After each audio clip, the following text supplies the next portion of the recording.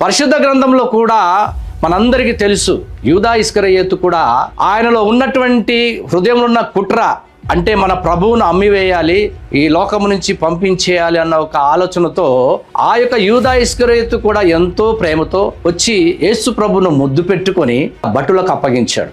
నిర్గమకాండం 20:12-13 నీ దేవుడైన యెహోవా నీకు అనుగ్రహించు దేశంలో నీవు దీర్ఘాయుష్మంతుడు అగునట్లు నీ తండ్రిని నీ తల్లిని సన్మానించుము.